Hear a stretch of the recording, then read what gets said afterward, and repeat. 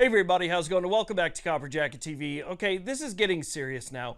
Last week on Thursday, once again, the Supreme Court had multiple so-called assault weapons ban cases sitting before it. These are cases out of the state of Illinois. One of these cases is so egregious that the Seventh Circuit actually said that these really just semi-automatic rifles are not protected by the Constitution. As a matter of fact, because they're similar to what the military has, and again, this is just similar, right?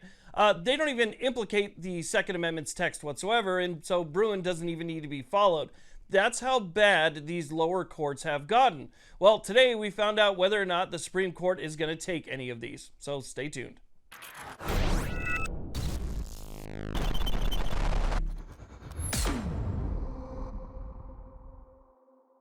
Hey, to all my freedom practitioners out there who haven't yet subscribed, consider hitting that subscribe button. It's free, it only takes a second, but it really helps us out a lot and it helps us spread our message. That little alarm bell will let you know when new videos come out, and a thumbs up is always appreciated. So with that being said, let's get to it.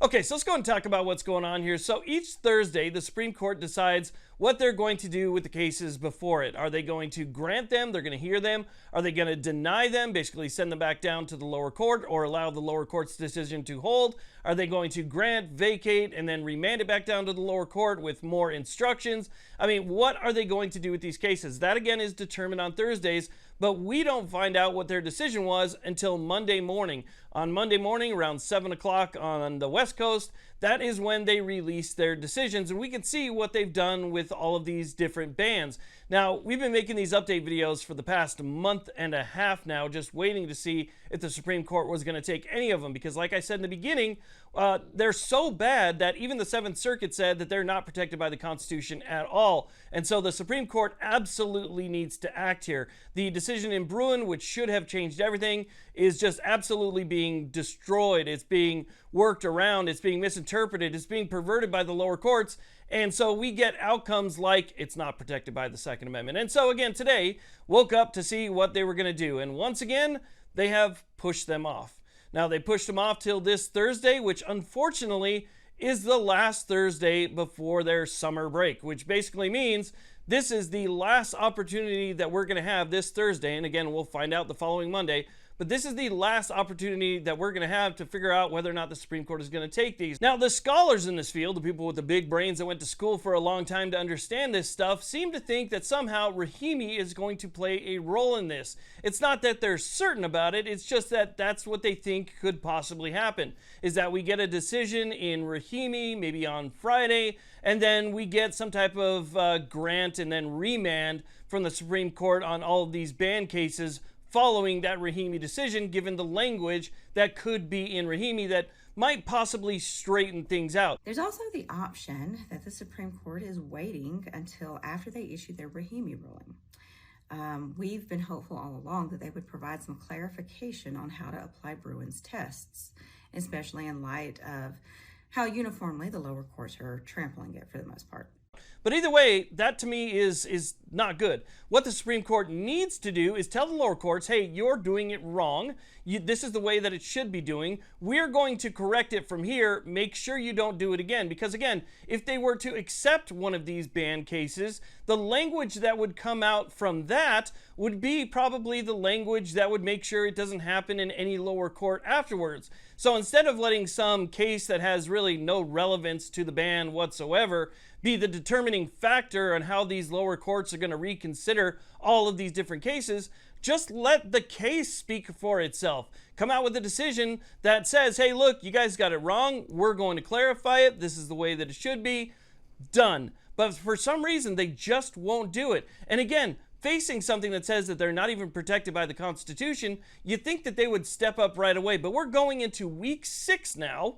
Week 6 of these cases not being granted. I mean, this is absolutely horrendous to see this happen. Now, maybe I'm wrong. I don't have a crystal ball. I can't see into the future, but just maybe the Supreme Court decides this Thursday that, hey, you know, after we've taken on all these different cases and decided what we're going to do with the other ones, this is what we're going to do with these, and maybe they grant cert to one of them, okay, or 2 of them, whatever. Maybe they actually do grant one and they do decide to hear one, or maybe they do, you know, decide after the Rahimi decision comes out. I mean, it's impossible to know at this point. The only saving grace that we really have as of right now is the fact that they haven't been kicked out. So they haven't denied any of them, which is, again, that's good news, right? Sort of like no news is good news. I mean, it's not great news, but at least they didn't, get up to the Supreme Court, and we're all hopeful and waiting to see what happens. And then just, week 1, week 2, they deny him, they kick him back down, whatever it is, or they just let the lower court's decision hold up. I don't see personally how they could possibly let the Seventh Circuit's decision hold up. I mean, if they do, they're basically saying that everything that they have said in all, in Heller, in Bruin, anything that they've said in the past basically doesn't hold water. They're delegitimizing themselves because they're allowing something so blatantly unconstitutional to stand. So I wouldn't know where we would go from there if they actually just deny them next week and nothing happens with them at all. But it's a possibility. We have an opportunity for them to take one of these cases still. That's the good part. But the possibility that they get denied is still there. We'll see what happens. But again, I'd like to keep you guys updated on this because this is important. This would change things across the country. Think about states like New York and Illinois, obviously, who has the cases. States like California, who've banned these for a significant period of time now. I mean, it would erase all of that. And so this is exactly what needs to happen. They need to take one of these cases. If they don't, I will be disappointed and absolutely stunned. But we'll wait. Again, they're going to consider it again next Thursday, and we'll find out next Monday, and I will be in front of the camera to tell you guys what happened. So if you haven't hit that little alarm bell yet to get notified when these videos come out, do that. And if you're not a subscriber, hit that little subscribe button. It's free. It only takes a second, but it really does kind of help us spread our message and get things out there. So again, thank you all very much for watching. Have a great day.